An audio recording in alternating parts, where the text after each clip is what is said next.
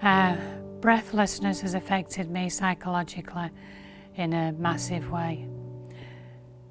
When you have it for the whole of the day and in through the night is all encompassing. If you think about it, it's all day, every day. When you're well, you can breathe without thinking about it, but when you can't breathe and you're breathless, every minute and every second of every day, you're thinking about breathlessness.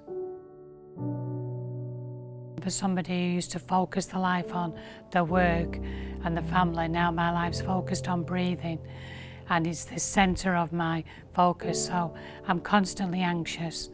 So the effects then, the knock-on effects can be that you feel quite sad, and sometimes I can have very depressive days because it's all encompassing and you just think those days, why me? Why is it happening?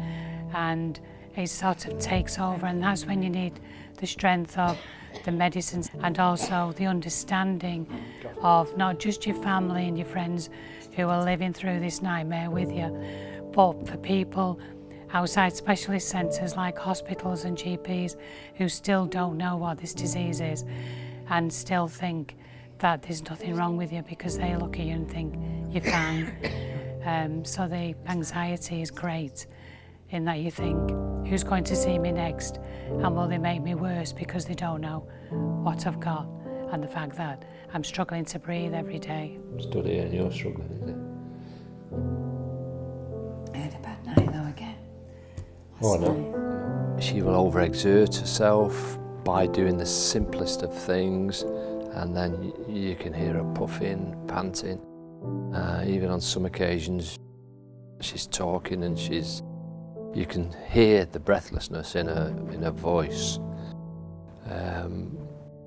She gets anxious about her breathlessness, and that in itself makes her even more breathless. I'm not as independent as I used to be. I'm more scared of situations, feel very vulnerable. Basically, you feel unsafe within your own body because you don't really know what's going to happen next.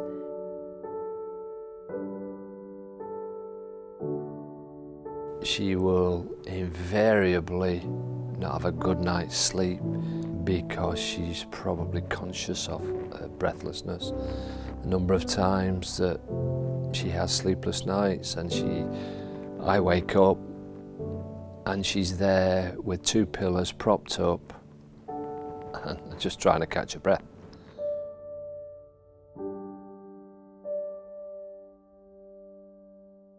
Just getting out of bed and making your bed after being in it can be a real struggle. It's a 24/7 struggle because there is no let up. Just to go out the front door in itself can be a test of whether the day is going to work, because if, depending on the weather, you can feel instantly breathless. That can influence how your trip will go immediately. And I actually use the trolley from the minute I get it to walk round the supermarket, and the trolley becomes like a standing frame for me with my breathlessness, and I use the trolley to lean on so that I can rest because I'm becoming breathless quite quickly, and I constantly use the trolley or make an excuse that I'm looking for something in the trolley, and that's a constant throughout the shopping. So I don't often go to the shops on my own. I'll do an occasional trip if I feel well, pick a couple of items up, but otherwise it's a joint trip. And I'm a very independent person. I would never ever ask anybody for any help, and I would always help somebody else. So it's a real flip side of the coin for me, that I am now the dependent. It's that feeling of you're inside this little prison and you won't get out, really. Probably 6-7 times out of 10, when I park in a blue badge bay, people watch me getting out of my car and have a comment to make either directly to me or to somebody else, and you know they're watching you and watching how you move about your car and why have you got a blue badge when you seem to look okay? And I have had a couple of instances personally of people verbally attacking me and abusing me because they think I'm a well person. There are a few occasions where she will go shopping on her own. She will probably struggle to get the stuff into the car. When she arrives, I will take all the stuff from the car, again, put it all into the kitchen, put it all away, and invariably brew the tea. Then when we come back home, and I can always tell that I need to sit down and relax and rest, and I quite often fall asleep for about an hour, or just don't move from the sofa between 3 and 5 o'clock. It's like my body's shutting down. Whereas I used to go all day till I went to bed and I didn't need to rest. Now it's essential to have that to help me help my pH. My family are close. I only have one son and daughter, one grandson. We've become closer even though we're adults. Like mine phone me every morning, WhatsApp me every time of the day. And I'm aware that he's changed their life really, because without them wanting to say it to me, I know that I'm focusing in their life, probably more than I should be. The fact that I have the breathlessness, and it can happen with any kind of exertion, again, just doing simple things. And so Kevin does things, even if I feel well, to make the task easier for me, because I enjoy doing things like that. And also it helps me to still have a little bit of independence when I can be part of something, but I can't do things on my own.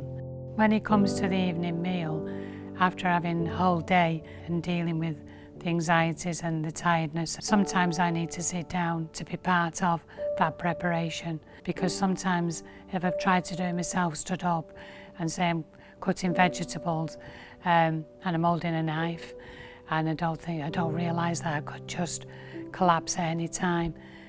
So they're quite dangerous scenarios that are linked with preparing a meal. If I stand at the cooker for too long just stirring something, again with the heat and the actual physical activity of doing that, sometimes you can become dizzy and breathless. So again, I have to step away and say, can somebody else finish this off for me, or can somebody else do it for me? Because you have this constant fear that you could be in danger.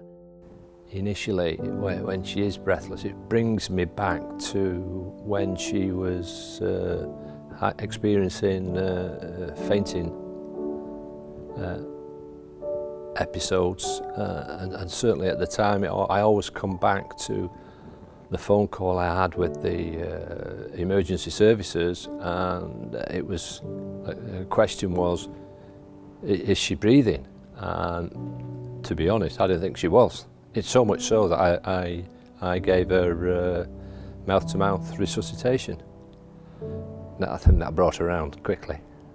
But at this time, I'm still not certain whether she had just fainted or she had stopped breathing.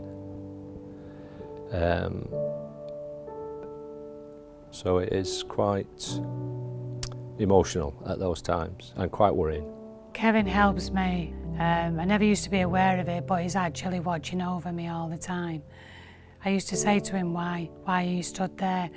And he'd make up an excuse. And then one day when we had a chat, he told me he was bothered after the blackouts I'd had, that something could happen to me.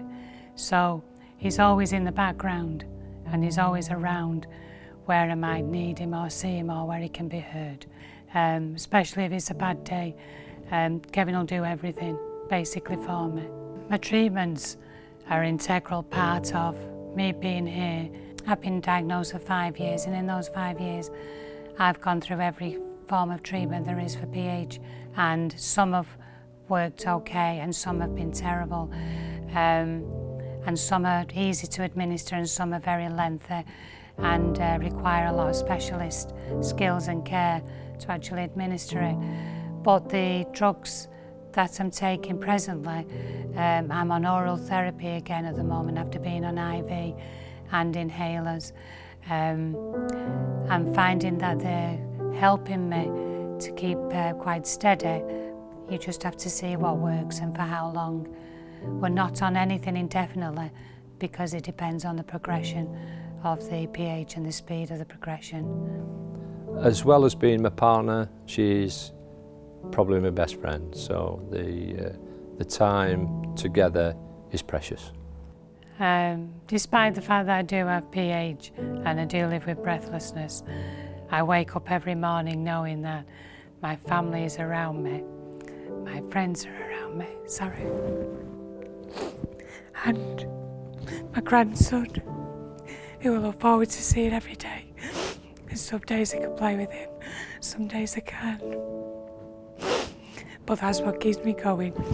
And the fact that the drugs seem to be helping me, because I really didn't think at the stage when I was diagnosed that I would still be here a few years later and able to do some of the things that I thought I wouldn't do.